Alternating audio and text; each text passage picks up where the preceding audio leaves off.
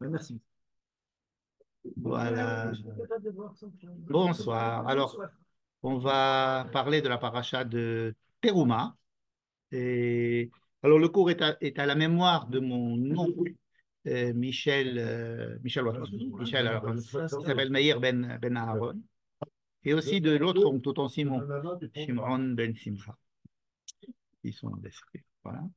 Et donc, on va parler de la paracha de Teruma. Alors, on est à la moitié du livre de Shemot. Et on rentre dans la deuxième partie, qui est une partie totalement différente de la première, puisqu'on arrête de raconter enfin, le déroulement des événements. Et là, il y a l'ordre de construire donc un Mishkan, un temple portatif, puisqu'il peut être démonté. Hein, il est fabriqué de manière à pouvoir être démonté et transporté aussi. Et donc, on a cinq parachiotes qui vont parler de ça. Nous avons un petit épisode au milieu qui est l'épisode du veau d'or. Petit épisode. Bonsoir, salut Alain. Mais autrement, on rentre, si vous voulez, dans autre chose. Alors, de la même manière que la semaine dernière, on avait fini après le don de la Torah et des 10 commandements, on était rentré dans une paracha où il y avait énormément de lois concernant les problèmes civils entre les gens, quoi. Les, des, des, des bœufs qui encornent d'autres bœufs, etc. Et donc, on s'était posé même la question de savoir qu'est-ce que ça faisait là, hein, la semaine dernière.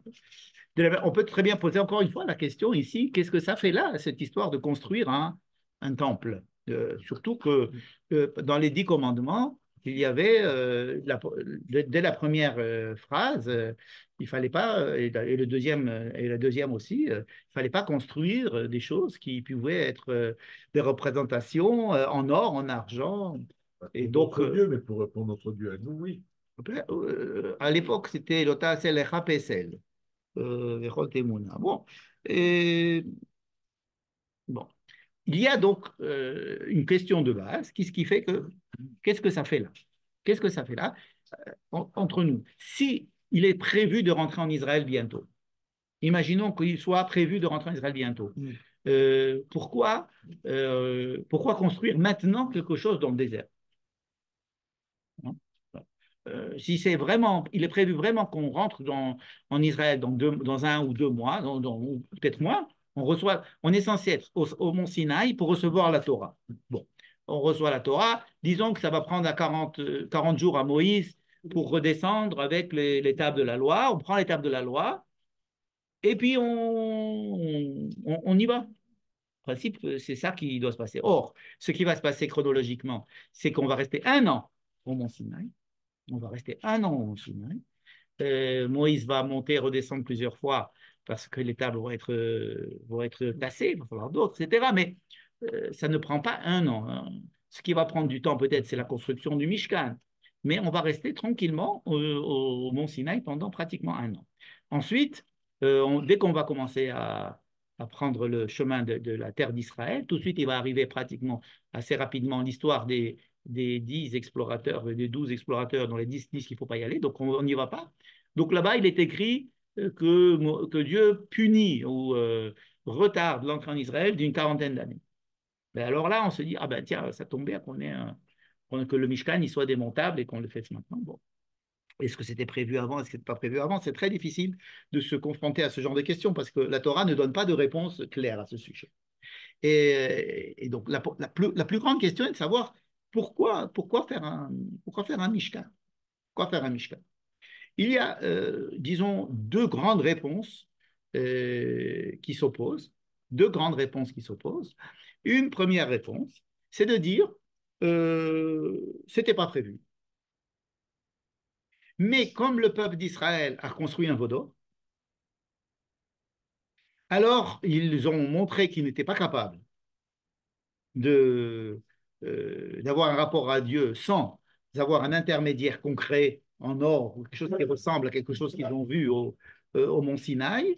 Et donc, ils ont fait peut-être une représentation des chérubins, quelque chose comme ça, donc, ou bien comment ça s'appelle, des animaux qui sont décrits chez Heskel ou chez Yeshayahu comme étant les animaux qui portent le trône céleste qu'ils auraient pu voir donc, au moment du don de la Torah, et donc ils avaient besoin de quelque chose.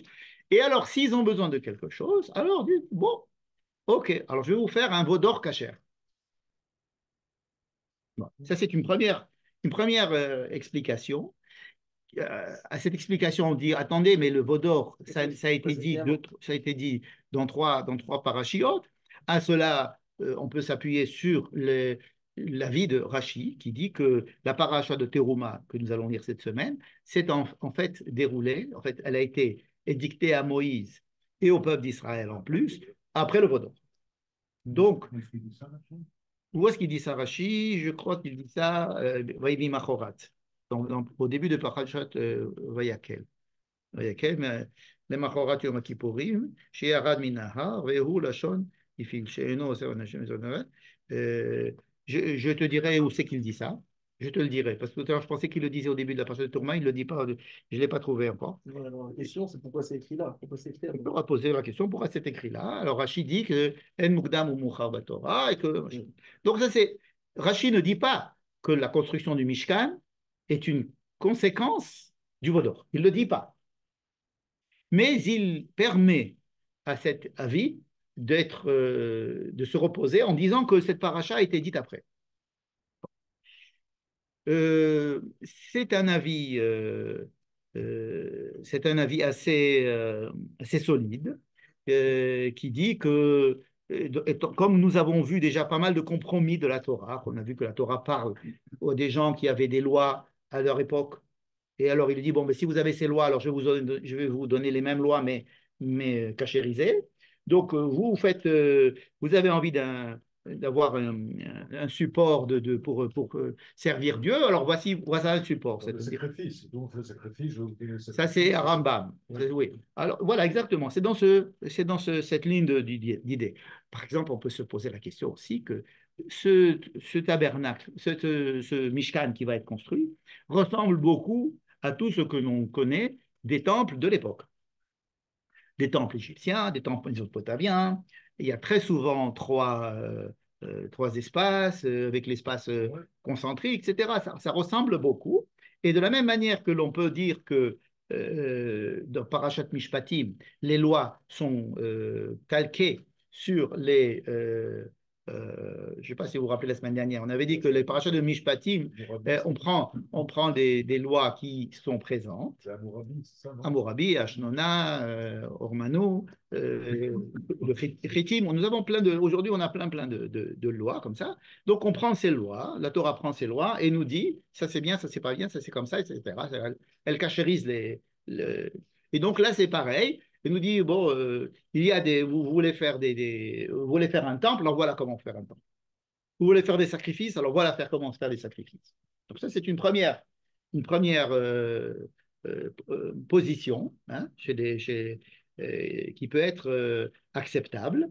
On peut même y adjoindre l'explication du Rav Kook de la semaine dernière qui disait que les Mishpatim, en fait, chez Hammurabi, Ashnona et tout ça, ne sont que l'expression de la sagesse humaine, du Tselem Elohim qu'il a mis chez l'homme, et que c'est quelque chose que Dieu a transmis déjà depuis longtemps, et que si ça a été fait chez d'autres peuples, c'est parce qu'ils ont eu l'idée de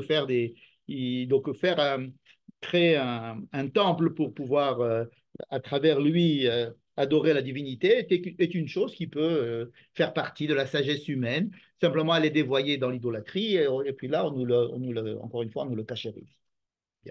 Donc, toute cette idée-là, de se dire que le temple et que le Mishkan est décrit après, à cause et en conséquence de la faute du veau d'or, comme si donc, le Mishkan était, on dirait, Bédi Avat. Dire, bon, si vraiment vous voulez, voilà comment faire. Hein.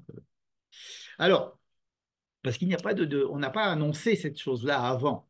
Par peut-être quelques mots dans la Shirataya, Mikedash Adonai Konenu Yadecha, alors il y a ou bien les Bikurim de la semaine dernière, la Vibet Adonai Elohecha, tu l'amèneras à la maison de Dieu, et c'est quoi la maison de Dieu? Donc, c'est écrit dans la semaine dernière. Bon, à part ça, on n'a pas une grande, ça n'a pas été dit, ça n'a pas été annoncé, etc. Donc, ça, c'est la première manière de répondre à la question. Deuxième manière de répondre à la question, qui est beaucoup, beaucoup plus répandue chez les Chachamim, chez les Kabbalistes, chez le Ramban, par exemple, le Ramban, pour lui, dont la paracha est là, et le Beit Hamikdash et le Mishkan est quelque chose qui était prévu depuis le début. Et donc, c'est cette deuxième option qu'on va essayer de développer ce soir. D'accord? C'est pour ça que j'ai commencé par la première, parce qu'on va développer la deuxième. La deuxième, à savoir que comment est-ce que ça rentre ça rentre à l'intérieur de la chronologie de tout ce que nous avons vu avant et après. C'est-à-dire une lecture du texte comme il est, avec ce qu'il y avait avant et ce qu'il y avait après. On va voir est-ce qu'il y a effectivement une raison de sa présence. D'accord? Donc, ça, c'est et ça s'appuie donc tout à fait sur les commentateurs comme Ramban, Nachmanides, qui dit que tout est à sa place dans la Torah. On ne peut pas dire que cette paracha a été dite après. Tout est en chronologie. Tant qu'on peut faire une chronologie du texte qui correspond à la chronologie historique, on le garde. Alors, de quoi parle notre paracha? Elle parle des plans, de la construction en détail d'un Mishkan. Alors, maintenant, on a dit qu'il y a tous les éléments du Mishkan. Comment est construit ce Mishkan? Il y a en son centre, pas en son centre, non, mais dans la pièce la plus concentrique, il y a là-bas ce qu'on appelle le Aaron, c'est-à-dire une boîte dans laquelle on met les tables de la loi. Sur ce Aaron, il y a les deux chérubins, ce qu'on appelle la caporette, c'est-à-dire le couvercle du Aaron, avec les deux chérubins. Non? À l'extérieur de ce local, il y a... Pardon? Caporette, comme la capara. Alors après, il y a la parocrète, effectivement, c'est le rideau. Alors, on va à l'extérieur, il y a la menorah, il y a le shulchan, on va y revenir tout à l'heure. Il y aura plus tard, on va nous dire qu'il y a aussi un misbeach hazahav, un truc pour faire les kétorets. Ensuite, on sort complètement de cet espace qui a un toit. Nous retrouvons dans un troisième espace dans lequel il y a l'autel des sacrifices, un grand autel, donc avec des sacrifices, avec du feu qui vont au ciel, etc., ce qu'on appelle le Khatser. Voilà. Donc ce sont trois espaces concentriques.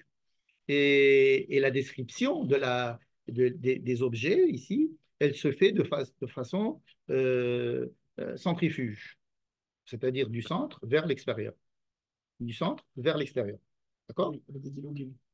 Oui, on parle du premier, c'est le Aaron, puis après les chérubins, ensuite on sort, on a dedans comme je viens de le décrire, c'est décrit comme ça. On saute le misbeh, oui, ça on va y arriver. Il y a quelques petites choses. Le cal, il est en dehors du Khatser. Oui, alors le Khatser, Khatser, il est entouré. voilà, exactement. Le Khatser est entouré avec des machins, avec des tentures, etc. On peut rentrer, mais qui doit y rentrer? Simplement des gens qui sont purs, etc. Bon. Et en dehors de ça, c'est ce qu'on appelle le Mishkan. Enfin, tout ça, c'est le Mishkan. Il y en a qui appellent que la partie recouverte, qui a un toit, c'est-à-dire le premier espace et le deuxième espace, ils l'appellent le Mishkan. Hein, c'est parce qu'il y a beaucoup de phrases qui appellent ça le Mishkan. Et que le reste, alors, c'est aussi le Mishkan. Puisque c'est... Bon, mais c'est comme souvent, on a un mot qui décrit l'essentiel de la partie, et puis ça décrit aussi l'ensemble. Hein. Pour lequel il ne voyait jamais ce qui se passait, il ne rentrait jamais. Alors, on peut rentrer pour faire un sacrifice dans le Khatser. Tout à fait, on peut rentrer dans le Khatser avec un sacrifice, mais pas plus. C'est-à-dire qu'il n'y a que les Kohen qui rentrent dans le deuxième espace, c'est-à-dire le Kodesh, le Kohen, et il n'y avait que Moshe qui pouvait rentrer dans le Saint des Saints. Et Aaron, jour de Kippour, comme on sait. Maintenant, la question est de savoir comment est-ce que je peux mettre toute cette histoire-là dans la grande histoire. Hein. Alors, on a vu la semaine dernière Parashat Mishpatim. Quand Parashat Mishpatim c'est fini, on a parlé du don de la Torah. Rappelez-vous, le dernier chapitre, c'était vraiment le don de la Torah. On revient sur le don de la Torah et on explique exactement ce qui se passe à ce moment-là. Je suis maintenant dans le verset 12 du chapitre 24 de la semaine dernière. Vayomer Hashem el Moshe, donc Dieu dit à Moïse, Ale elai hahara. Monte sur la montagne. C'est pas la première fois. Hein. Veheye sham, et reste là-bas. Ve'etenelecha et luchot ha'even. Et je vais te donner les tables de pierre. Ve'atorah ve'amitzvah, asher katavti leorotam. Que j'ai moi-même écrit. D'accord? Donc, le don de la Torah, c'est-à-dire le don de la Torah, ce qui s'est passé le 6 Sivan, si vous voulez, il n'y a pas eu de table de la loi qui ont été données, il n'y a eu que des paroles, soit dites par Dieu, soit dites par Moïse, mais il n'y a rien eu il n'y a pas eu de concrétisation de ces 10 paroles, c'est-à-dire que soit ils ont entendu uniquement Moïse, soit ils ont entendu les 2 premières phrases de Dieu et les restes de Moïse, soit mais il n'y a rien écrit à ce moment-là. Ça se passe au bout de combien de temps? Et ça, juste après qu'on nous décrit les Mishpatim, c'est-à-dire que Dieu a fini de parler à Moïse en lui disant voilà les 10 commandements et les Mishpatim, il lui dit maintenant monte. Et je vais te donner les tables de la loi. Les tables, ce qu'on appelle nous les tables de la loi, c'est-à-dire les pierres. C'est juste à poser, c'est le lendemain. Enfin, en tous les cas, c'est écrit après. Je ne sais pas combien de temps. Voilà. On ne sait pas combien de temps après, peut-être même le jour même ou le lendemain. Vayakom Moshe, Vioshua Meshareto, donc Moïse et Josué, sont montés sur la montagne de Dieu.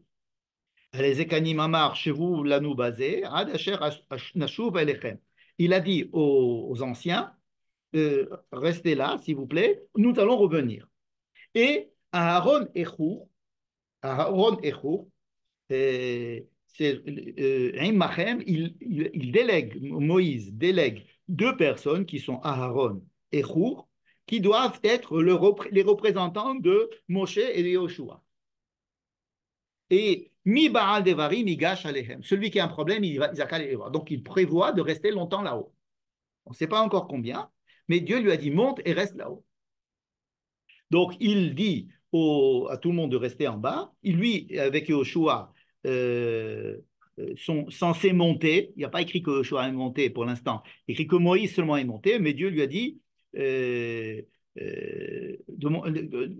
se sont levés les 2 pour monter, mais il n'y a que Moïse qu'on décrit en train de monter. Et il dit à Aaron et à Hour, s'il y a un problème, c'est vous qui êtes en charge du peuple et de tout ce qui se passe en bas. Donc il nomme vraiment des remplaçants. Mi Baal Devarim, Iga Shelechem, celui qui a des problèmes, celui qui a des choses à dire, il a qu'à vous consulter. Vaya al Moshe el Ahar, alors cette fois-ci, on ne parle plus de Yoshua. Vaya al Moshe el Ahar, donc Moïse est monté sur la montagne. Vaya se Anan et Ahar, la fumée, le nuage a couvert toute la montagne. Vaishkon Kvod Adonai al Har Sinai, et tout le Kvod Hashem, l'honneur de Dieu, était sur le Har Sinai. Vaichaseu et Anan, et donc il y a une nuée qui le recouvre, Sheshet Yamim. Pendant 6 jours, il y a un nuage sur la montagne. Donc Moïse est là-bas 6 jours. Vaikra el Moshe bayom hashevi. Le 7e jour, Dieu appelle Moïse. Donc pendant 6 jours, Moïse est resté dans la salle d'attente, là-haut. On ne sait pas où. Mais il ne pouvait pas rentrer rencontrer Dieu. Il est resté 6 jours à l'extérieur jusqu'à ce que Dieu l'appelle. Vaikra el Moshe. Hein? Vaikra el Moshe. Et là, on nous dit que c'était Bayom Hashevei Mitor Ve'anan. Donc, il faut penser que Dieu est au milieu du Hanan, du nuage. En principe, Dieu est décrit comme un feu au milieu du nuage. Hein, et il appelle Moïse pour rentrer à l'intérieur du nuage, sur la montagne. Alors, comment on sait que Dieu était un feu? C'est écrit et l'aspect de Dieu, l'aspect du kavod de Dieu, l'aspect de la présence de Dieu était comme un feu au sommet de la montagne et tout le monde pouvait le voir. Donc tout le monde pouvait voir qu'il y avait un feu, qu'il y avait un nuage, et Moïse est rentré là-bas et il a attendu 6 jours et au 7e jour, Dieu l'appelle et il est rentré. Vayavo Moshe betor et Hanan. Donc Moïse est rentré dans le Hanan. Vaya al elahar et il est là, comme si on redescend avec lui et qu'il remonte sur la montagne. Là, on nous dit qu'il est resté 40 jours. D'accord? Qu'est-ce qu'il a fait là-bas 40 jours? Pas manger. Il n'a pas mangé, il n'a pas bu. Bon, ça, disons que c'est le problème technique. Pourquoi rester 40 jours? Qu'est-ce qu'il a fait 40 jours là-bas? Bon, 40, c'est toujours un temps assez important. Vous savez, quand, par exemple, on décrit les cycles de présence d'Israël sur la terre en Canaan, en Shoftim, on dit pendant 40 ans, il y a eu la paix. Et après, il s'est passé quelque chose. Après, il y a eu 40 ans de paix. 40, c'est un temps comme ça où on dit un certain temps. Même au déluge aussi, il y a cet espace-temps qui est 40 jours. Donc ici, il reste 40 jours. Il a appris la Torah chez BLP. Alors toi, tu dis qu'il lui a appris la Torah chez Béalpé. Qu'est-ce que c'est que la Torah chez Béalpé? C'est toutes les mitzvot, mais dans le Pertek Pratim. C'est ce qu'il va enseigner ensuite, c'est ce qu'il va faire passer à Aaron et au Skenim.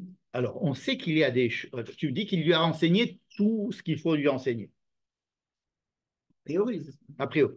Et on sait qu'il va lui donner des choses en Harvot Moab. C'est-à-dire que quand on va arriver avant, il y a des choses qui ont été dites. On sait qu'il y a d'autres choses qui vont être dites dans le Ohel Moab. Beaucoup de choses. Et que les Mishpatim, elles ont déjà été dites. Qu'est-ce qu'il lui reste à dire? C'est-à-dire qu'on sait que la Torah va être donnée à Moïse quand il va rentrer dans le Mishkan, le fameux Mishkan, pour parler et de recevoir. Et là-bas, on dit que Dieu parle à Moïse entre les chérubins. Donc, il ne va pas lui répéter ce qu'il lui a déjà dit. Non, il va lui dire des choses nouvelles, ce qu'on appelle dans le Ohel Moed. Il y a des choses qui vont être dites, par exemple, toute la paracha de Kitetse, toutes les grands, ça va être dit dans Harvot Moab, 40 ans après, juste avant d'entrer en terre d'Israël. C'est là-bas que Dieu va s'adresser à Moïse. Donc Dieu s'adresse à Moïse dans plusieurs occasions, n'est-ce pas? Donc, ici, qu'est-ce qu'il lui a dit? Alors, la Torah ne dit pas ce qu'il lui a dit. Et tout de suite, on passe à la paracha de Vaïdaber Adonai el Moshe, les morts, Daber el Bene Israël, et Krouli Terouma. On peut se dire, ben voilà, c'est ça qu'il lui dit. Voilà ce qu'il lui dit. Alors, il va lui dire de construire ça. Bon. Si on va maintenant à la fin de cet ordre de construire le Mishkan, c'est-à-dire après Teruma, après Tetzavé, après le tiers de la paracha de Kitissa, on va, il lui dit il faut respecter le Shabbat, et après, je suis dans le verset 18 du chapitre 31, c'est vraiment très très loin, on est ici au chapitre 25, on va aller directement au chapitre 31. Donc ça fait déjà 6 chapitres, n'est-ce pas, si je sais bien compter. Donc le chapitre 31, Vayiten el Moshe kechaloto ledaber ito behar Sinai. Dieu a donné à Moïse, lorsqu'il avait fini de lui parler, au mont Sinaï, Shene luchot ha'edut. Il lui a donné les 2 tables. C'est bien ce qu'il lui avait dit avant. Monte, je vais te donner les 2 tables. Vous vous rappelez? Il montait pour prendre les 2 tables. Théoriquement, il lui avait dit qu'une seule chose. Viens, monte, je vais te donner les 2 tables. Il lui dit aussi, Vea Torah, Vea Mitzvah. De là, on dit que Torah chez Birta, Torah chez Béalpé, Torah. Mais ça, c'est le Midrash qui nous explique qu'est-ce que c'est que pour lui, Ha'even, Luchot Ha'even, Torah, Vea Mitzvah. Mais le texte nous dit, je te donne les Luchot Even, la Torah et la Mitzvah, c'est la Torah et la Mitzvah. On ne sait pas ce que c'est, a priori. Et là, il lui dit, Vaïten el Moshe, kechaloto ledaberito be'asinai, shene Luchot Ha'edut. Donc, il lui donne les 2 pierres. Luchot Even ketuvim be'etzba Elohim. Et donc, il lui donne les pierres. Vayar Ha'am ki boshesh Moshe laredet. Et le peuple s'impatiente parce qu'il voit que Moïse n'est pas encore descendu. C'est là qu'ils ont fait le veau d'or. Mais donc, à toute cette partie où il y a l'ordre de construire le Mishkan, c'est, semble-t-il, c'est le contenu des 40 jours. Alors, si on dit c'est le contenu des 40 jours, pourquoi? Quel rapport? Eh bien, c'est tout simple. Il va lui parler, il va lui donner des tables, il va lui expliquer quoi? Qu'est-ce qu'on fait avec ces tables? Ces tables-là, il va descendre avec. Et où c'est que je vais mettre ces tables? Donc, il va lui expliquer où mettre ces tables. Donc, une des possibilités qui semble assez logique, donc de fabriquer une boîte pour mettre ces tables. D'accord? Mais, étant donné que ces tables, ce sont des tables qui ont été fabriquées par Dieu, où il va être écrit des paroles qui ont été écrites par Dieu et qui sont la volonté de Dieu, et qu'on va mettre dans une boîte, hein, de façon assez surprenante, nous n'allons pas mettre ces tables devant tout le monde pour que tout le monde lise les tables. On va les mettre dans une boîte et personne ne va les voir. D'accord? C'est comme la mezouza. Écrit ces paroles. On pourrait penser qu'on va écrire ces paroles sur un plâtre et puis comme ça, chaque fois qu'on rentre, on va voir ce qu'il y a écrit sur ces. Hein, tu mettras ces paroles. Chaque fois que je rentre, je vois chemin Israël, j'embrasse. Là, non, on le cache et on sait qu'il est écrit là-bas, mais on ne le voit pas. Donc les tables de la loi vont être, elles sont censées être tout de suite mises dans une boîte. Oui, mais c'est pas seulement ça, il y a aussi les corbanotes. Quel corban? Il y a aussi il lui donne aussi le misbéach. Attends, remettons sur le misbéach. Attends. Mais c'est dans la même. Attends, justement. la Mais même d'abord, il va pourquoi lui construire le Aaron. D'accord? Ces louchot, les deux tables, à quoi elles servent, puisque de toute façon, on ne va pas les lire. Ils sont là. Alors, On les elles sont là accompagne. pourquoi? On va les appeler louchot ha'edut. Ça veut dire qu'elles sont témoignages qu'il y a eu des tables. Témoignages de la révélation au Sinaï. Témoignages de ce qu'ils ont entendu. Comme les contrats, oui, jamais. C'est comme les contrats, on ne les lit jamais, mais on sait qui ils sont. Ou la ketouba, on sait qu'elle est quelque part. N'est-ce pas? C'est-à-dire qu'on sait qu'il y a, et on va appeler comment c'est louchot, hein, edout, c'est-à-dire témoignage. Témoignage de quoi? De ce qui s'est passé au Mont Sinaï. Qu'est-ce qui s'est passé au Mont Sinaï? Il s'est passé deux choses. Il y a eu une révélation, quelque chose qui s'est passé. Peu importe qu'est-ce que c'est, quel est le contenu de cette révélation. Ils ont vu, ils ont entendu, ils n'ont pas vu, ils n'ont pas entendu. Il y a une révélation de quelque chose qui s'est passé. Deuxièmement, il y a eu des paroles. Donc il y a un contenu et il y a un spectacle, quelque chose qui s'est passé, une révélation et un contenu. Il y a eu deux choses, n'est-ce pas? Donc le contenu, c'est-à-dire les paroles, les 10 paroles, elles sont inscrites sur une pierre qui vont être le témoignage de cette parole qui a été donnée. Donc on va les appeler Luchot Ha'edut. D'accord? Ces Luchot Ha'edut, donc elles vont être dans le Aaron. Et comment on va appeler le Aaron? Aaron Ha'edut. Donc il y a le Aaron Ha'edut, l'armoire du témoignage, où il y a dedans les tables du témoignage, de quoi? De la parole de Dieu qui a été donnée au Mont Sinaï, comme Hadgadia. D'accord? Ok? Mais il s'est passé autre chose dans le Mont Sinaï. On a dit qu'il s'est passé des paroles, mais il s'est passé aussi une révélation. Donc, un deuxième objet va demander à être construit, c'est un objet sur lequel, qui va représenter la révélation. Ça va être le couvercle de cette boîte. Ce couvercle, il va être le siège de la révélation permanente. Ça veut dire de la même manière que Dieu a parlé à Israël, ou Dieu a parlé à Moïse sur le mont Sinaï, il va continuer à lui parler plus tard. À quoi sert un edout? À quoi ça sert un témoignage? C'est parce qu'on prépare l'avenir. Hein, pourquoi on fait un contrat? On fait un contrat pour l'avenir, parce qu'on a peur qu'il se passe quelque chose, qu'il ne se passe pas quelque chose. On veut un truc qui s'est passé avant, mais c'est parce qu'on sait que par la suite, on va avoir besoin de quelque chose qui s'est passé. Donc on dit, oui, voilà, il y a le témoignage, donc maintenant on continue. D'accord? Mais il va falloir continuer à parler. La révélation, elle a besoin d'être poursuivie. Donc, quand Moïse va redescendre du mont Sinaï, il va dire, OK, alors Dieu m'a dit, et voilà ce qu'il m'a donné. OK, c'est bien, c'est formidable. Mais la révélation de Dieu qui s'est passée à ce moment-là, elle va continuer à se passer. Et les paroles, elles vont continuer à faire leur effet par le fait qu'elles seront un témoignage de ce qui s'est passé. Et donc, on va construire un couvercle à cette boîte où il y a les chérubins. Le couvercle, c'est un témoignage. Non, le couvercle n'est pas un témoignage. Le couvercle n'est pas le couvercle, on va voir pourquoi est-ce qu'il est le support des deux chérubins dans l'espace entre les deux, desquels Dieu va parler à Moïse à chaque fois qu'il aura besoin de lui parler. Donc, ces deux chérubins, c'est un c'est comme le mont Sinaï, portatif. D'accord? C'est-à-dire que Dieu va continuer à parler à Moïse dans ce chérubin, entre les deux chérubins.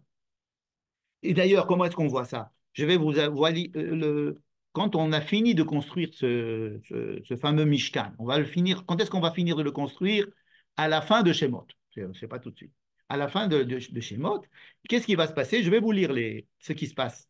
Les derniers versets du livre de Shemot. Moïse met le dernier clou. C'est fini. Il a construit le Mishkan. Et alors, Vaïcha, c'est Anan et Toel Moed. Le nuage recouvre quoi, cette fois-ci? Le Ohel Moed, le Mishkan. Urvod Adonai, et l'honneur de Dieu, Malé est un Mishkan. Il est là, le feu est là-bas, ou dans le Mishkan. Vous voyez, c'est pour ça que j'ai lu tout à l'heure les phrases qui racontent la fin de la paracha de Mishpatim. Il y a un feu, il y a un nuage qui sont sur le mont Sinaï. Et là, il y a un feu, il y a le nuage, mais c'est dans le Mishkan qui vient d'être construit. Et il ne pouvait pas rentrer. Eh ben, c'est normal, puisque là, il ne pouvait pas rentrer non plus. Il est resté 6 jours sans pouvoir rentrer. C'est le même nuée qui s'est levé pour faire avancer. C'est toujours le même nuée et c'est toujours le même feu. Il y a une explication, très jolie explication du Rav Tamir Granot à ce sujet qui explique même quand il y a eu la traversée de la mer et qu'il y avait un Hamoud Anan et un Hamoud Esh, que c'était le même. Que le Hamoud Amanan et le Hamoud Esh, c'est un seul Hamoud. Dedans, il y a du Esh, autour, il y a du Anan, c'est-à-dire il y a du feu entouré avec un brouillard ou un nuage. Quand on est la nuit, qu'est-ce que vous voyez? Vous voyez le feu. Quand c'est le jour, vous voyez plutôt le nuage. Donc c'est pour ça que c'était Hamoud Esh Laïla, Hamoud Anan Yoma, et Hamoud Esh Laïla. Et quand on dit qu'il s'est déplacé de devant Israël et qu'il est allé derrière eux, entre les Égyptiens et tout ça, c'est le même. Et donc là, encore une fois,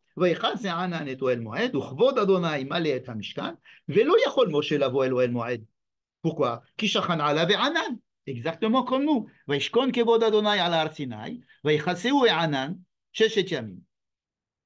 Alors, il faut aller dans la paracha de Vaïkra, le livre d'après. Le livre d'après, il faut passer à un autre livre. Et qu'est-ce qu'il y a écrit dans le livre? Vaïkra El Moshe, exactement comme ici. Vaïkra El Moshe, Bayom Hasheveri. À part qu'ici, il n'y a pas écrit Bayom Hasheveri. C'est vrai. Vaïkra El Moshe, Vaïdaber Adonai Elav, mais Ohel Moed, depuis le Ohel Moed, c'est-à-dire depuis le Mishkan qui vient d'être construit, en disant, patati, là, il donne les lois concernant les korbanot, etc. D'accord?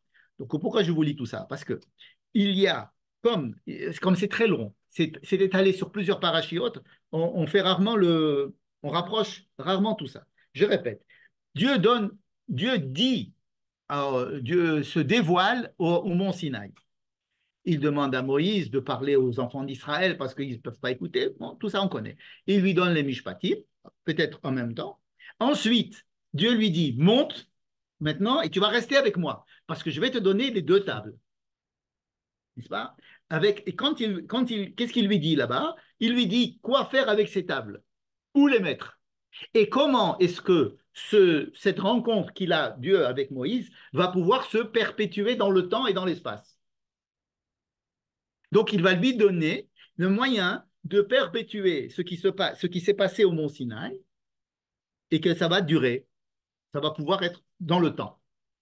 Donc, cet événement unique qui s'est passé au mont Sinaï, il va être prolongé tout simplement par le Mishkan. Donc, le Mishkan est un prolongement de ce qui s'est passé au Har Sinaï avec la possibilité non seulement d'avoir un témoignage de ce qui s'est passé au mont Sinaï, mais une possibilité de réactualiser la parole de Dieu en permanence, de continuer la relation.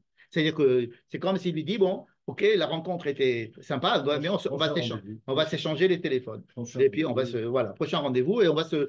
Alors, mais maintenant, il va falloir, comme il s'agit de Dieu, et qu'il s'agit des tables de la loi, et qu'il s'agit de quelque chose d'assez complexe, disons, hein, puisque le peuple ne pouvait pas voir Dieu. Il doit demander à Moshe d'être intermédiaire. Donc là, il va falloir faire des intermédiaires aussi dans cette. Donc le Aaron, en fait, le Aaron et les kéroubim, mais ça suffit. Non, ça ne suffit pas. Parce que ça, c'est trop élevé. De la même manière que le peuple ne pouvait pas entendre la voix de Dieu directement et qu'ils ont dit on va mourir, toi, de la même manière, il va falloir faire des éléments qui correspondent à ça, on va voir tout à l'heure comment, et qui vont permettre d'avoir des sas de décompression, si j'ose dire, hein, avec le peuple qui est dehors. À l'intérieur, il y a la parole de Dieu et le témoignage de la révélation, et tous les éléments qui sont intermédiaires, ce sont des éléments qui vont nous permettre au divin de pouvoir être en contact avec le fini, c'est-à-dire l'humain. Ouais. Donc, voilà de façon assez simple, en voyant simplement les versets, hein, j'ai amené aucun commentaire, en voyant que ces parachiotes s'inscrivent dans, effectivement, la volonté de Dieu de perpétuer ce moment particulier en mettant un Aaron qui va représenter ce qui s'est déjà passé et un couvercle qui va nous permettre dans l'avenir de continuer à parler. Donc, c'est à la fois le passé et l'avenir. Hein. Dire voilà sur quoi on se repose et maintenant on va parler. L'un est écrit, au-dessus, c'est parler. On peut dire que ce qui est écrit représente la loi écrite et ce qui va être dit dedans, au-dessus, ça va être la loi orale. Il va se passer exactement la même chose. N'est-ce pas? C'est-à-dire que quand tu as dit tout à l'heure, qu'est-ce que Dieu a dit à Moïse pendant 40 jours, tout de suite tu m'as dit la loi orale, n'est-ce pas? Tu ne l'as pas dit comme ça, tu l'as dit parce que c'est effectivement ce que la tradition dit, n'est-ce pas? Mais qu'est-ce que c'est que cette loi orale? Ce n'est pas simplement la loi que Moïse a reçue au mont Sinaï, c'est aussi la possibilité de continuer à recevoir la parole de Dieu par Moïse en dehors du mont Sinaï, et ce qui va permettre à toutes les générations, à tous les prophètes, ensuite les rabbins, de pouvoir continuer à interpréter, essayer de comprendre la parole de Dieu, même si elle n'est pas entre les deux chérubins, et de pouvoir, à partir du texte, d'essayer de comprendre ce qu'il veut de nous. N'est-ce pas? OK? Bon. Donc voilà, si vous voulez, une introduction de qu'est-ce que font ces parachiotes ici. D'accord? Elles sont à la fin de Parashat Mishpatim, au milieu de la paracha de Kitissa, d'accord? Qui représente exactement le même modèle de ce qui s'est passé sur le mont Sinaï. Il doit se passer en bas. D'accord? Bien. Donc, d'après cette explication, le Mishkan a tout à fait sa raison d'être sans Sodor du tout. Ça n'a rien à voir avec le Vaudor, n'est-ce pas? Et la similitude avec les autres temples, c'est une idée qui est peut-être a été transmise à l'homme déjà depuis des générations et qui a été dévoyée ou pas, ou plus ou moins, mais c'est une idée, c'est-à-dire du rapport de l'humain au divin qui était déjà, Dieu s'est adressé à Adam, il s'est adressé à Noé, il s'est adressé à des gens, donc la proximité entre Dieu et l'homme est quelque chose qui ne doit pas nous étonner. Donc, les manières d'approcher pour un peuple, surtout pas pour une personne, mais pour un peuple. Et donc, il y a ici un système qui est assez justifié. Pardon? Pour dans la région du Nord, il n'y a pas tout ce... C'est ce que je dis. Le problème ici, c'est le peuple. Le problème, c'est le peuple. C'est que quand tu parles avec quelqu'un, avec un homme, alors la parole est directe, ou plus ou moins directe, par un rêve, par des malachim, par des visions, etc. Quand il s'agit d'un peuple, il faut... Alors ici, alors, est-ce que le but, c'est Moïse? Ou le but, c'est quelque chose de beaucoup plus important que Moïse? Est-ce que tout ce qu'on a vu maintenant, c'est que ça parce que Dieu veut continuer à parler à Moïse? Ou non, il y a autre chose.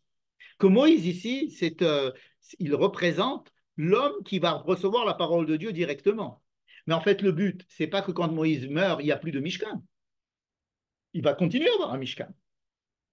Et donc, c'est le rapport entre le peuple et Dieu qui va être mis en marche par Moïse, mais ce n'est pas pour Moïse. Ça, c'est sûr que ce n'est pas pour Moïse. Alors, à ce sujet, je voudrais faire une petite parenthèse. Petite parenthèse qui me tient à cœur. Vous savez qu'il y a plusieurs livres dans la Torah. Il y a le livre de Shemot, il y a le livre de Vaikra et le livre de Bamidbar. Je ne prends pas Bereshit et Devarim, parce que dans ces trois livres, Shemot, Vaikra Bamidbar, on va parler de ce Mishkan. Dans Bereshit, évidemment, on ne parle pas du Mishkan, sauf ceux qui veulent, qui voient des accointances avec la création du monde, c'est les kabbalistes. Et dans le livre de Devarim, on ne parle pas du tout du Mishkan. Non. Donc on parle du Mishkan dans le livre de Shemot, dans le livre de Vaikra, dans le livre de Bamidbar. N'est-ce pas? Dans chaque livre, le Mishkan a une fonction différente. Dans chaque livre, il y a un ustensile du Mishkan qui est prépondérant. Dans chaque livre, il y a des personnages différents qui sont mis en exergue. Dans chaque livre, il y a une date différente de l'inauguration. Dans chaque livre, il y a une durée de l'inauguration qui est différente. D'accord? Et il faut l'étudier sans crainte de se dire qu'il y a 3 descriptions différentes de pourquoi le Mishkan, qu'est-ce que c'est que le Mishkan, quel est l'instrument le plus important, quelle est la personnalité la plus importante, quand est-ce qu'il a été inauguré et combien de temps ça a duré. D'accord? Dans le livre de Shemot, le Mishkan, c'est surtout le Aaron, avec les chérubins. Pourquoi? Parce que ce qui intéresse le livre de Shemot, c'est la révélation avec tout ce que je viens de dire, donc c'est le Aaron et les chérubins. Ça, c'est le livre de Shemot. Quel est le personnage qui va inaugurer le... C'est Moshe. Il n'y a personne d'autre que Moshe qui va inaugurer. Quand est-ce que ça va être inauguré? Le premier Nissan.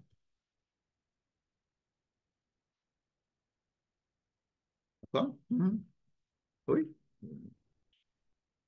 On va voir s'il fait ça. Premier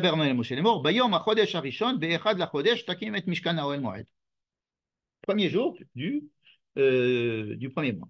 Premier Nissan, n'est-ce pas? Bon. Combien de temps ça va durer? Un jour. Qui sait pourquoi on fait ça? Pour Moïse. Pourquoi? Pour qu'il rentre parler avec Dieu dans le chérub. D'accord?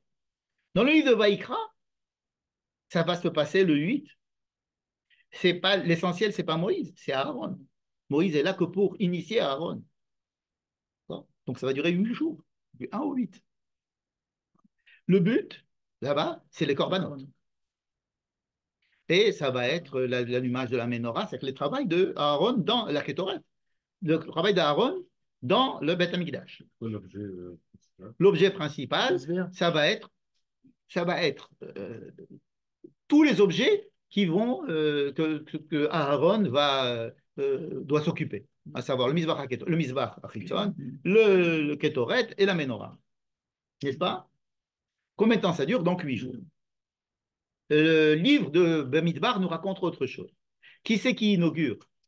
C'est le Ham Israël, représenté par les Nessim, les 12 Nessim. Combien de temps ça dure? 12 jours. C'est Kippour, non? C'est Kippour? Non.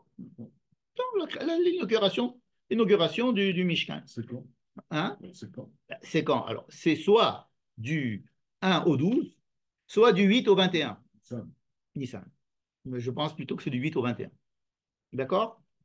Mais ce n'est pas écrit exactement. On dit Bayom Rishon, Bayom Hasheni. D'accord? Quel est le but? C'est que la participation du peuple au service divin. Donc, c'est des dons, ce sont les Nessigim, c'est les représentants politiques, ou bien les représentants de chaque tribu qui viennent qui donnent des objets qu'on n'a jamais vus jusqu'à présent, qui n'étaient pas du tout demandés et qui semblent être tout à fait superflus, qui amènent des choses. Et que chaque jour, c'est une inauguration qui va durer 12 jours, avec chaque jour un chef de tribu. C'est là où il y a la répétition. C'est là où il y a la répétition de la paracha de Nassau, qui se trouve dans la paracha de Bamidbar. C'est là-bas, dans le chef de Bamidbar, que les Lévi'im vont être nommés, parce que les Lévi'im vont être représentants du peuple, dans le Beth Amikdash. Tandis que dans le livre de Vaïkra, qui c'est qui est important? C'est les Kohanim. C'est faire Kohanim. Vous voyez? Donc, 3 livres, 3 visions du Mishkan différentes, 3 dates différentes, 3 personnages différents. Trois durées. Dans Vaïkra, c'est quoi l'objet principal? Alors, on peut dire que c'est le Mizbeach. Encore, c'est la question que tu vas me poser tout à l'heure. C'est le Mizbeach, Mizbach HaKetoret et la Menorah. Non, mais dans le dernier livre. Dans le dernier livre, ça va être surtout le Mizbeach. D'ailleurs, on va parler Hamishkan ve Hamizbeach. Comme si le Mizbeach prenait un Bayom Chanoukat Hamizbeach. On va même plus appeler le Chanoukat Hamishkan, on va appeler ça Chanoukat Hamizbeach. C'est-à-dire quand on fait Chanouka, Chanoukat Hamizbeach, hein, alors qu'en principe, ils ont allumé la lumière de la menorah, et alors que c'est le Chanoukat Hamizbeach. Ça veut dire que c'est l'objet le plus proche du peuple qui va être mis en exergue dans le livre de Bamidbar. D'accord? Pardon? Il n'y a que ça que le peuple voit. Oui, ça correspond bien à eux. C'est pas une question de. Les sacrifices sont toujours misbéa. Exactement, les sacrifices vont être faits au misbéa, n'est-ce pas? Donc, c'était la parenthèse que je voulais faire. Nous revenons sur notre livre de Shemot, où nous trouvons l'essentiel du Mishkan pour le livre de Shemot, ça va être le Aaron et la Kaporet. Mais évidemment, il va nous décrire aussi les autres. Alors, deux mots sur ce Aaron et cette Kaporet. On en a déjà parlé. Ce Aaron, donc, il va nous dire où tu vas mettre ces tables, et ces tables vont être les tables de témoignages qui vont être mis dans un Aaron de témoignages, n'est-ce pas? Et qui vont représenter quoi? Ils vont représenter, voilà ce que Dieu a écrit sur de la pierre, c'est quelque chose qui est pas, c'est quelque chose de tangible. Pas, voilà. Et c'est le hard disk. Ça veut dire que c'est quelque chose de, c'est pas la mémoire vive qui va se passer au-dessus, c'est le hard disk de l'intérieur qui est le. Alors, et le fait qu'on ne va pas le relire, qui n'est pas là pour être lu, mais qui est là à la base, ça veut dire que ça va nous inviter à faire d'autres choses, mais en laissant cette chose-là à la base, au cœur, n'est-ce pas? Au cœur de la. Alors, qu'est-ce que représentent les chérubins au-dessus? Alors, les chérubins, ce n'est pas un seul, c'est deux. Pourquoi je dis ça? Parce que c'est la différence avec le veau d'or, où il n'y avait qu'un seul. Peut-être que c'est la seule différence entre le veau d'or et les chérubins, c'est que les chérubins étaient deux et que le veau d'or c'était un. Parce que deux, ça fait que l'essentiel se passe dans l'espace entre les deux.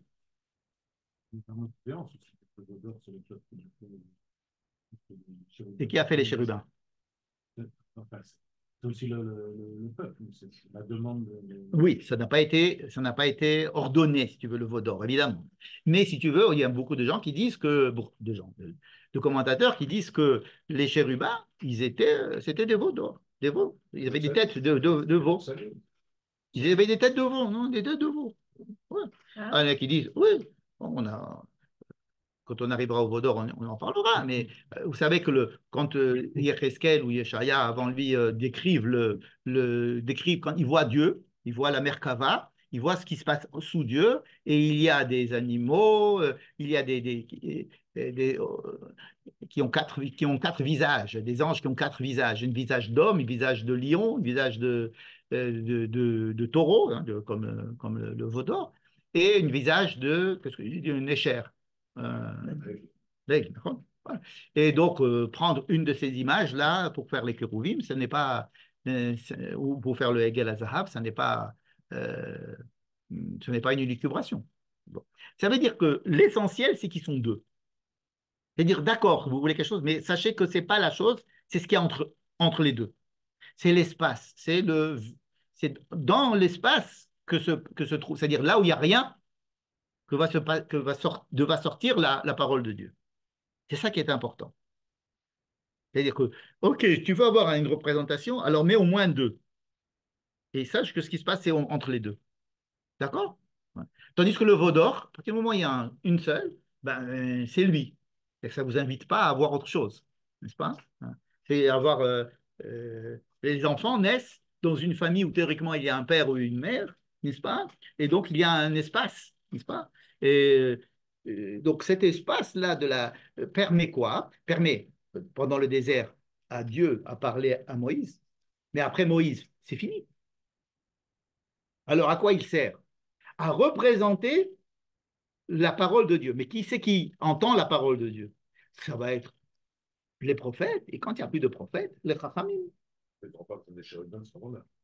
On n'a pas besoin, si on a besoin qu'ils soient là, comme représentants de ce qui doit se passer sur les tables de la loi. C'est-à-dire que les tables de la loi ne peuvent pas se passer de ce qui se passe au-dessus. Mais ce qui se passe au-dessus ne peut pas se passer de ce qui se passe en dessous. Parce que ce sont deux éléments, hein, ce sont deux ustensiles différents qui sont décrits de façon différente. D'ailleurs, ils sont fabriqués de façon différente. un est fait en bois recouvert d'or, c'est la boîte, et les chérubins sont faits entièrement en or, n'est-ce pas? Mais l'un est sur l'autre pour dire que ça ne peut pas, ça ne peut être recouvert, ça peut être que protégé, ça peut être que rendu vivant que par les chérubins, c'est-à-dire par la parole de Dieu et par la parole, et donc continuer à chercher Dieu dans cet espace, chercher la volonté de Dieu dans cet espace. Mais cette volonté de Dieu que je cherche dans cet espace ne peut pas se faire que en sachant qu'en dessous, il y a l'étape de la loi. Vous comprenez? C'est que théoriquement, pour avoir le droit des Kadesh, il faudrait les retrouver. Non, parce que même si je n'ai plus les chérubins, les Chachamim, ils ont compris le principe. Alors on préfère avoir des chérubins, mais ils ne sont pas là, les chérubins. Et même l'étape de la loi, ils ne sont plus là, depuis la destruction du temple, du premier temple. On a fait un deuxième temple sans chérubins et sans étape de la loi. Le deuxième temple, il y a eu 500 ans sans. Il y avait Aaron qui est rentré dedans quand même, à Yom Kippour. Pardon, le Kohen Gadol rentrait dedans à Yom Kippour, mais même il n'y avait rien, il y avait une pierre. Deuxième temple, il n'y avait rien. Il n'y avait pas le Aaron. Et les Romains. Il n'y avait rien. Les Romains ne sont pas partis avec le Aaron. Non, ils ont pris la menorah. Même le... Oui, les Romains ont pris la menorah, parce qu'il était fait dans le machin de tissu, ça va, c'est la menorah. Donc on dit que même quelques années avant la destruction du premier temple, ils ont été cachés. Donc, ok, il y a des ustensiles tangibles, etc. Mais nous avons une paracha qui nous raconte l'architecture de ces choses-là. Et c'est censé déjà nous donner suffisamment de connaissances et d'informations pour qu'on puisse, à partir de là, comprendre de quoi il s'agit. D'accord? Alors, évidemment, la chose en elle-même est peut-être utile à condition qu'on sache s'en servir. Si Dieu a décidé de détruire le temple, c'est parce qu'il a vu qu'on ne savait pas s'en servir. Donc il a dit, OK, je préfère le détruire comme ça. Au moins, vous ne savez pas vous en servir. Et probablement que le Aaron et les chérubins ont été cachés dans le deuxième temple aussi parce que, bon, vous avez une menorah, vous avez le shulchan, vous avez le misbéach dehors, mais pas ils n'étaient pas là capables. Donc, c'est-à-dire que ces ustensiles, ils ne sont que des instruments. C'est pas la chose en elle-même. Ça veut dire que, comme l'étape de la loi, on dit, ah, si j'ai l'étape de la loi devant moi, ça serait génial. Mais non, ce n'est qu'un témoignage. Alors, je sais que les témoins, c'est très important. On dit aujourd'hui, il n'y a plus de témoins de la Shoah, ils sont en train de mourir, etc. OK, mais la Shoah, elle a existé. D'accord? Maintenant, qu'il y ait des gens qui témoignent, c'est super important. Qu'ils soient vivants, c'est super important. Mais même si dans 100 ans, il n'y a pas de survivants de la Shoah, bon, eh ben, on espère qu'il y aura quand même un témoignage quelconque. Là, c'est fait par la Torah, c'est fait par les commentaires, c'est fait par plein de choses. Et puis, malheureusement, il y a des petites choses aussi qui peuvent nous rappeler à l'ordre, nous ramener à l'ordre. Mais c'est pareil, quoi. Le témoignage, c'est pas la chose. Le tabernacle, c'est pas la chose. C'est simplement une représentation. Donc, il y a des périodes qui peuvent être très, très longues où simplement l'étude de ces choses-là nous suffit. Nous suffit, c'est-à-dire qu'on n'est pas capable d'affronter la chose en elle-même parce qu'on peut la traduire en idolâtrie facilement.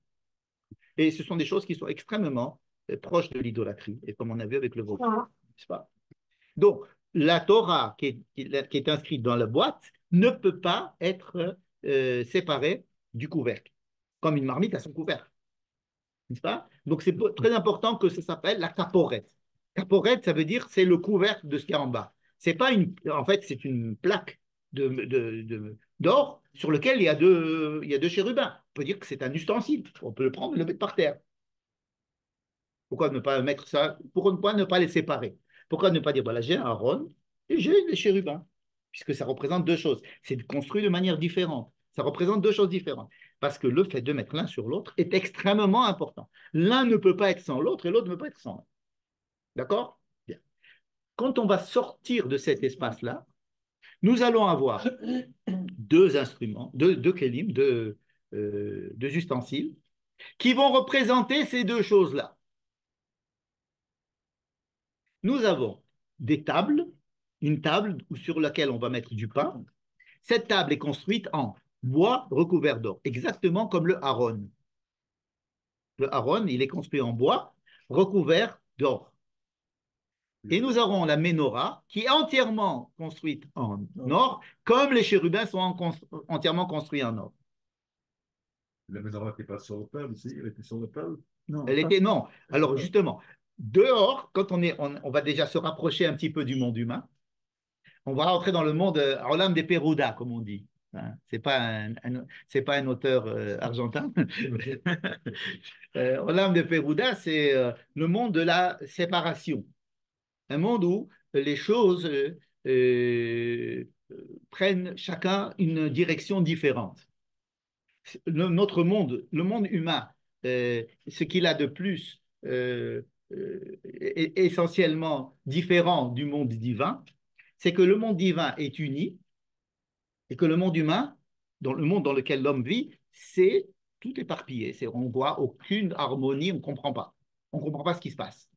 On voit des choses très, très différentes. C'est ce qu'on appelle le péroud.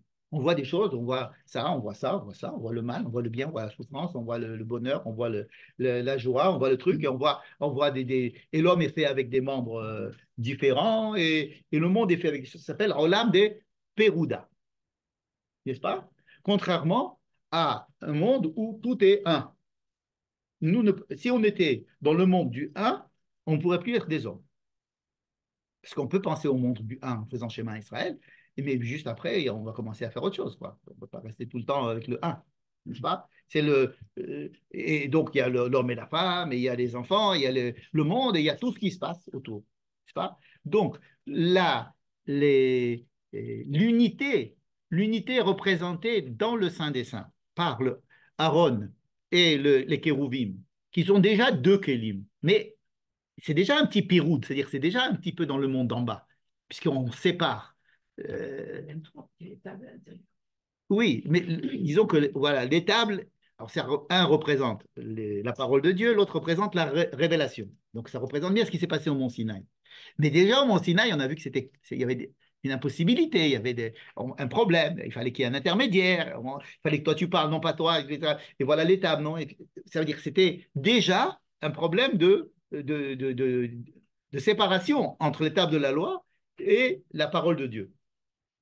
Alors, la table de la loi, c'est écrit pour les hommes, et la parole de Dieu, c'est une parole, et ça, c'est de l'écriture, c'est deux choses totalement différentes. Mais c'est écrit, c'est construit comme si l'un et l'autre étaient le couvercle, la marmite et son couvercle. D'accord? Une seule, déjà. Donc, ça descend dans le monde humain, mais représentant une certaine unité entre les deux. Dès qu'on sort de cet espace-là, et d'ailleurs, très peu de monde peuvent rentrer dans cet espace-là, hein, que Moïse et le Kohen Gadol le jour de Kippour et encore. Donc, dehors, déjà, on sépare ces deux objets et ils vont prendre, tout en gardant la caractéristique de chacun, ils vont prendre des formes différentes. Les chérubins, qui sont deux comme ça, vont se transformer en une menorah qui va être aussi avec un. Alors, les chérubins, c'est une plaque d'or de laquelle sortent les chérubins. Ils sortent d'elles-mêmes. Et là, dans la menorah, comment elle est décrite, il y a un canet emtaï, c'est-à-dire il y a un moud, disons un poteau, je ne sais pas comment dire, il y en a, comment ça s'appelle, un moud, ouais, une branche centrale. Centrale, c'est le corps même de la menorah, de laquelle, hein, c'est vraiment, je dis de laquelle parce que c'est de Mimenu, hein, c'est comme ça que c'est décrit. Et d'elles-mêmes sont sortis des canim, c'est-à-dire des branches, comme ça, qui semblent sortir, mais qui vont être ensuite, avec l'allumage, reliés vers le centre, n'est-ce pas? Exactement comme ces chérubins qui sortent, mais qui ont les ailes qui sochechim bekanfehem à la caporette, n'est-ce pas? Et que chacun regarde l'autre. Ish el achim, n'est-ce pas? Et où se trouve la révélation, la parole de Dieu, elle se trouve dans cet espace entre les deux chérubins. Et là, va se passer donc qu'est-ce que nous avons, nous, comment est-ce qu'on peut correspondre, quel est l'équivalent de la révélation de la parole divine à l'intérieur, traduite en humain? C'est la chorma, c'est la sagesse, c'est la lumière, c'est ce que représente d'accord, la lumière représente la sagesse et c'est par cette lumière qu'on représente, si vous voulez, cette révélation. Maintenant, la table qui est construite exactement comme le Aaron, cette fois-ci, elle va être humaine, mais alors, au lieu d'avoir un livre écrit dessus, elle va avoir du pain. Du pain. Alors, qu'est-ce qu'il y a de plus humain que le pain? Le pain, c'est-à-dire la nourriture humaine qui va être, donc ce pain qui va être, on va fabriquer 12 pains, et ces pains, pardon, c'est le Kohen, les Kohanim, le Shabbat, ils mangeaient ce pain-là et ils mettaient un nouveau pain. Tous les Shabbats, ils mangeaient ce pain et ils mettaient du nouveau pain et le pain restait toute la semaine là-bas, frais. Il paraît que c'était très frais, comme si ça venait d'être mis là-bas. Donc, on va traduire alors, qu'est-ce que c'est que le pain? Le pain, c'est ce qui va faire notre corps, c'est ce qui va faire la chose la plus tangible, n'est-ce pas? C'est pas de la lumière, c'est du pain. De la même manière que l'écriture, elle est faite sur de la pierre, et donc on va pouvoir la voir de façon tangible, on va pouvoir la toucher, c'est une pierre, c'est écrit dessus, etc. Alors là, traduit pour l'humain, ça va être le corps de l'homme et le cycle de la nourriture, etc. Donc on voit que déjà, quand on sort de l'unité, on a les équivalents qui sont la menorah et le shulchan dehors. N'est-ce pas? Et donc, en sortant encore plus, alors là, on a vraiment quelque chose de très, encore plus humain, c'est-à-dire que l'homme qui a envie d'apporter des sacrifices à Dieu. C'est ce que tout le monde fait. Alors, dans ces cas-là, ok, alors il y a un misbéach à Fitson. C'est qu'on passe de quelque chose d'une unité déjà duelle, hein, qui va se séparer en deux ustensiles qui sont équivalents, mais qui parlent un peu plus à l'humain que ce qui est à l'intérieur. Et ensuite, dehors, ça va être encore plus accessible à la volonté d'un homme d'apporter un sacrifice, qu'à l'époque, c'était une manière de montrer que je veux apporter un cadeau, voilà, les choses qu'on va étudier dans le livre de Vaïkra, n'est-ce pas? Donc, voilà des explications assez, à mon avis, assez, j'essaie d'être le plus simple, qui nous explique en fait que, tu as raison tout à l'heure, tu as dit, ils avaient qu'à construire une boîte et c'est tout, n'est-ce pas? Tu m'avais dit, bon, ok, on ne sait pas quoi faire des tables de la loi. On va descendre, alors on va les mettre dans une table. Ce n'est pas que simplement où mettre ces tables de la loi, c'est comment accéder à ces tables, donner du sens à ces tables de la loi et à celui qui les a dit et au moment où on les a reçues. Ce n'est pas simplement un témoignage qu'on va mettre dans la mémoire et on va cacher. C'est pour que ça soit vivant. C'est un témoignage qui soit vivant. C'est pour ça qu'on va parler de Ohel Moed et de Mishkan Ha-Edut.